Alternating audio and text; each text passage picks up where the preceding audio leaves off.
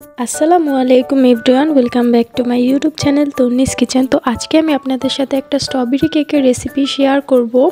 আমার কেকের ফিনিশিং কিন্তু সুন্দর আসে না, কিন্তু খেতে কিন্তু অনেক বেশি মজা লাগে। তো আমি কিন্তু আজকে 3 পাউন্ডের একটা কেক বানাবো। এর জন্য আমি এখানে হাফ কাপ করে 2 কাপ ময়দা নিয়ে নিচ্ছি।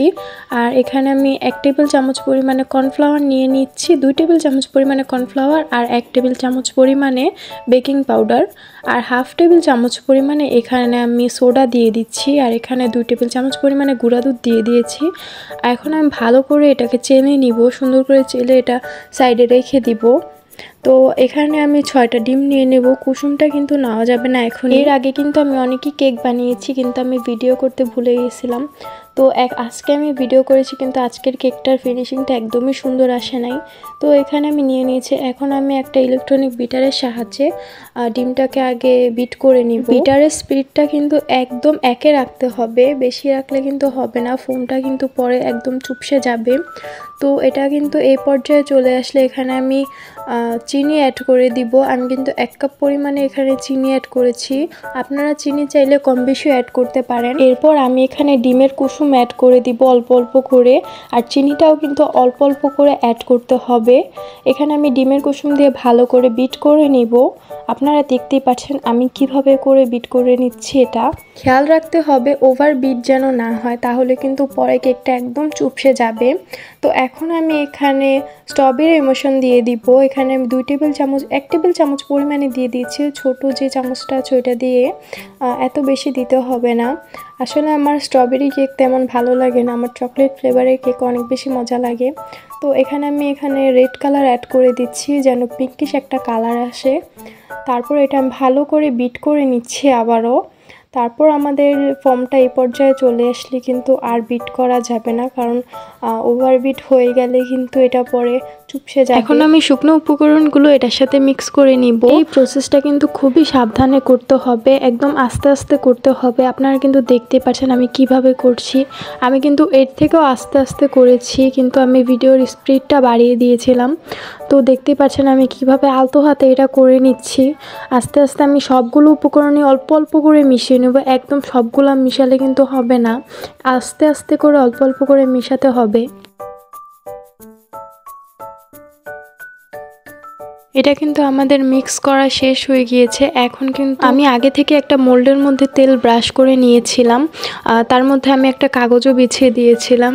এখন কিন্তু আমি যে কেকের মিশ্রণটা আছে এটা ঢেলে দিব। তারপর এভাবে করে আমি একটু ঝাঁকিয়ে নিব। এখন আমি পাতিলের মধ্যে একটা স্ট্যান্ড বসিয়ে কেকটা বসিয়ে দিব। তারপর কিন্তু 30 মিনিটের জন্য দিলেই কিন্তু হয়ে যাবে, একদম অল্প আছে।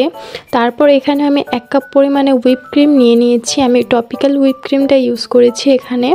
তারপর আমি বিটারের স্পিড একই দিয়ে এটা সুন্দর করে বিট করে নিব। 10 মিনিটের মতো বিট করলে কিন্তু হয়ে যাবে এটা।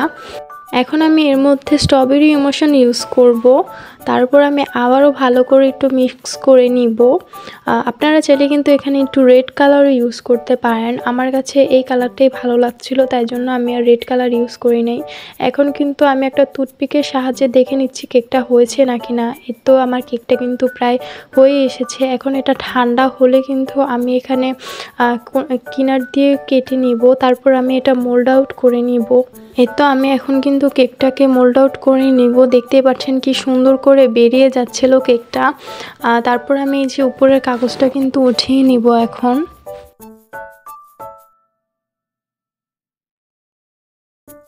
এখন কিন্তু আমি কেকটাকে 3টা স্লাইসে ভাগ করে নিব। আমি কিন্তু এখনও কেকের কাটিংটা ভালোভাবে করতে পারি না, কিন্তু সমস্যা নেই, আমি আবার পরে ঠিক করে নিই। কিন্তু আজকের কেকটা কিন্তু আমার একদমই দেখতে সুন্দর হয় নাই। এখন আমি কেকটাকে সুন্দর করে স্লাইস করে নিচ্ছিলাম। আপনারা কিন্তু দেখতেই পাচ্ছেন আমি কিভাবে করে স্লাইস করে নিচ্ছি। এখন কিন্তু আমি কেকটা ডেকোরেশন করব। আর আমি কেকের মধ্যে সুগার সিরাপ ইউজ করিনি, আমি কিন্তু মিল্ক সিরাপটা ইউজ করেছিলাম। তো দেখতে পাচ্ছেন এখনও গরম ধোয়া বের হচ্ছিল। এখন আমি বোর্ডের মধ্যে ক্রিম লাগিয়ে নিচ্ছি। তারপর আমি এখানে নিচে স্লাইসটা আছে ওইটা দিয়ে দিয়েছি প্রথমে। তারপর এখানে আমি মিল্ক সিরাপ দিয়ে দিচ্ছি। আমি সুন্দর করে দিয়ে দিব। আর এক জায়গায় কিন্তু দুইবার সিরাপ দেওয়া যাবে না, এক জায়গায় একবারই দেওয়া যাবে। আর বেশি সিরাপ দিলে কিন্তু কেকটা বেশি সফট হয়ে যাবে। এখন আমি ক্রিমটা দিয়ে দিব। আমি কিন্তু ক্রিমটা বেশি বিট করে ফেলেছিলাম, যার কারণে কিন্তু কেকটা লাস্টে ফিনিশিং দিতে আমার খুবই কষ্ট হচ্ছিল। কিন্তু আমি সুন্দর করে ক্রিমটা লাগিয়ে নিচ্ছি। আসলে আমি ক্রিম খুবই কম পছন্দ করি, আমার বাসার সবাই ক্রিম খুবই পছন্দ করে, শুধু আমার একটা বোন বেশি পছন্দ করে। তারপর এখানে আমি স্ট্রবেরির পিউরি দিয়ে দিচ্ছি। তারপর এটা আমি ভালো করে মিশিয়ে নিব। তো দেখতে পাচ্ছেন আমি কিভাবে দিয়ে দিচ্ছিলাম। তারপর এখানে আমি উপরের লেয়ারটা দিয়ে দিব, একদম উপরের যে লেয়ারটা আছে ওটা দিয়ে দিব। তারপর এখানে আমি আবারও মিল্ক সিরাপ দিয়ে দিচ্ছি। আপনারা চাইলে সুগার সিরাপও দিতে পারেন, আমার কাছে মনে হলো মিল্ক সিরাপটা দিলে ভালো হবে, তাই মিল্ক সিরাপটাই দিলাম। তারপর এখানে আমি একটু ক্রিম দিয়ে ভিতরে যে ভাঙা জায়গাটা আছে ওইটা একটু ফিল আপ করে নিলাম। তারপর আমি এখানে ক্রিমটা দিয়ে দিচ্ছি। আমি খুবই অল্প ক্রিম খাই, যার কারণে একটু অল্পই দেওয়া। তারপর আমি এখানে আবারও স্ট্রবেরি পিউরিটা দিয়ে দিচ্ছি। আমি আসলে লেয়ারে লেয়ারে স্ট্রবেরি পিউরিটা দিয়ে দিয়েছি। আর স্ট্রবেরি পিউরিটা কিন্তু আমি নিজে মেক করেছিলাম। এখানে আমি আবার আরেকটা লেয়ার দিয়ে দিয়েছি। তারপর এখানে আমি চারপাশে ক্রিম দিয়ে কেকটাকে ক্রাম্বল করে নিব।